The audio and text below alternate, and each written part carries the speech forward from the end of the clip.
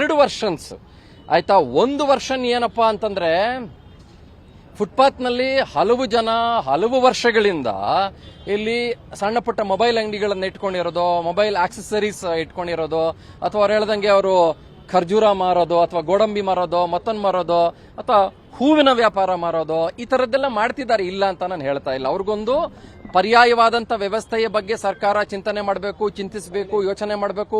ಯಾಕಂದ್ರೆ they are all unorganised sectors ಇಂದ ಬಂದಿರೋರಾಗಿರ್ತಾರೆ. ಅದನ್ನೆಲ್ಲ ಒಪ್ಕೊಳ್ತೀನಿ ನಾನು. ಹಾಗಂದ ಮಾತ್ರಕ್ಕೆ ಇಲ್ಲಿ ಬರುವ ಅಧಿಕಾರಿಗಳ ಮೇಲೆ ಅಟ್ಯಾಕ್ ಮಾಡೋದು, ದೌರ್ಜನ್ಯ ಮಾಡೋದು, ದಬ್ಬಾಳಿಕೆ ಮಾಡೋದು, ಡ್ರ್ಯಾಗನ್ ಪೆಪ್ಪರ್ ಸ್ಪ್ರೇ ತಗೊಂಡ್ಬಿಟ್ಟು ಕಣ್ಣಿಗೆ ಹಾಕ್ಬಿಡೋದು, ಇವತ್ತು ಕಣ್ಣಿಗೆ ಹಾಕ್ದ ನಾಳೆ ನೆಲ್ಗೆ ಹಾಕ್ತಾರೋ ಯಾರಿಗೂ ಗೊತ್ತು ಅಲ್ವೇ. ಸೊ ಹಾಗಾಗಿ ಆ ಕೆಲಸಗಳನ್ನ ಯಾವ ಕಾರಣಕ್ಕೂ ಯಾರೂನೂ ಸಮರ್ಥನೆ ಮಾಡಿಕೊಳ್ಳೋದೇ ಇಲ್ಲ.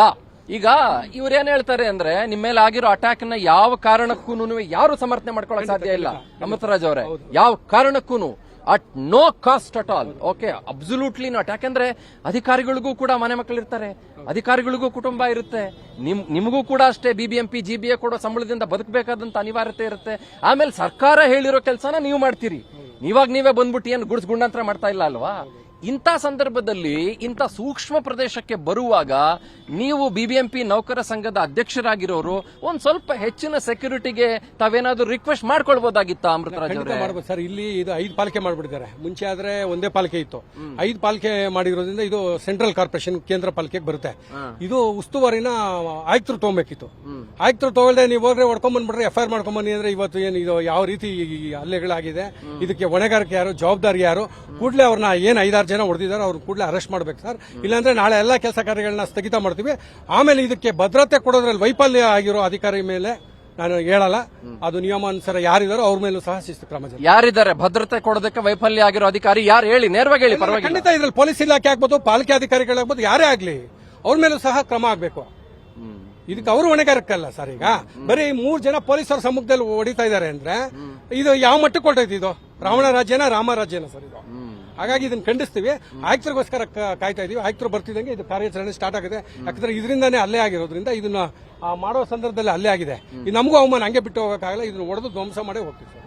ಇನ್ನು ಎಷ್ಟು ಜಾಗ, ಎಷ್ಟು ಅಂಗಡಿಗಳು ಬಾಕಿ ಉಳ್ಕೊಂಡಿದಾವೆ? ಆತಿಫ್ ಅವರಲ್ಲಿ ಆತಿಫ್ ಅವರೇ ಎಕ್ಸಿಕ್ಯೂಟಿವ್ ಇಂಜಿನಿಯರ್, ಇನ್ನು ಎಷ್ಟು ಅಂಗಡಿ ಬಾಕಿ ಉಳ್ಕೊಂಡಿದೆ ಧ್ವಂಸ ಮಾಡೋದಕ್ಕೆ? ಈ ರೋಡ್ ಅಲ್ಲಿ ಇವತ್ತು ಈ ರೋಡ್ ಪ್ರೋಗ್ರಾಮ್ ಇರೋದು. ಇವತ್ತು ಬೋರಿಂಗ್ ಹಾಸ್ಪಿಟಲ್ ಸರೌಂಡಿಂಗ್ ಏರಿಯಾ 2ನೇ ರೋಡ್. ಸ್ಟಾರ್ಟಿಂಗ್ 2 ಮಾಡಿದ್ರು ಅವರು, ಅವಾಗ ಇದು ಆಯ್ತು ಇಂಟೆನ್ಸಿವ್. ಈಗ ಕಂಟಿನ್ಯೂ ಮಾಡ್ತೀರಾ? ಇನ್ನ ಈ ಪೆಪ್ಸಿದು ಗಿಪ್ಸಿದು ಒಂಚೂರು ನನ್ನ ಜೊತೆ ಬನ್ನಿ. ನೀವು ಒಂಚೂರು ಹಂಗೆ ನಡ್ಕೊಂಡ್ ಬನ್ನಿ, ಒಂಚೂರು ಬನ್ನಿ ಈ ಕಡೆ ಬನ್ನಿ. ಒಂಚೂರು ಜಾಗ ಬಿಡ್ರಪ್ಪ ಯಜಮಾನ್ರಿಗೆ, ಆತಿಫ್ ಅವ್ರಿಗೆ ಜಾಗ ಬಿಡ್ರಪ್ಪ, ಒಂಚೂರು ಜಾಗ ಬಿಡ್ರಪ್ಪ. ಅಂಗಡಿಯಿಂದ ಹೊರಗಡೆ ಇಟ್ಟಿದ್ದಾರೆ. ಪರವಾಗಿಲ್ಲ ಬಿಡಿ. ಇದೆಲ್ಲ ಏನಿದೆಲ್ಲ ಆಚೆ ನೀವು ತೆಗ್ದಿದ್ದ? ಇದನ್ನೆಲ್ಲ ನೀವು ಆಚೆ ಕಡೆಯಿಂದ ತೆಗ್ದಿದ್ದ ನೀವು? ಆ 2 ಅಂಗಡಿ ಇತ್ತು, ಇದು ಏನ್ ಫುಟ್ಪಾತ್ ಮೇಲೆ ಇಟ್ಟಿದ್ರ ಇದನ್ನ? ಅಂಗಡಿ ಒಳಗಡೆ ಇದ್ದಿದ್ದೆಲ್ಲ. ಓಕೆ, ಇವಾಗ ಇದು ಹೋಗುತ್ತಾ?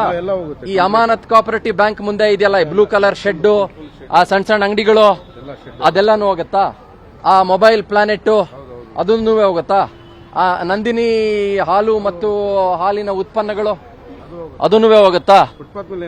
ಫುಟ್ಪಾತ್ ಮೇಲೆ ಅಂದ್ರೆ ಕಂಪ್ಲೀಟ್ ಆಗಿ ಅಲ್ಲಿ ತನಕ ಡೆಮಾಲಿಷ್ ಮಾಡ್ತೀರಾ ನೀವು? ಇಲ್ಲಿಂದ ತಗೊಂಡಾಗ ಅಲ್ಲಿ ತನಕ ಬನ್ನಿ, ಒಂಚೂರು ನನ್ನ ಜೊತೆಗೆ ಬನ್ನಿ.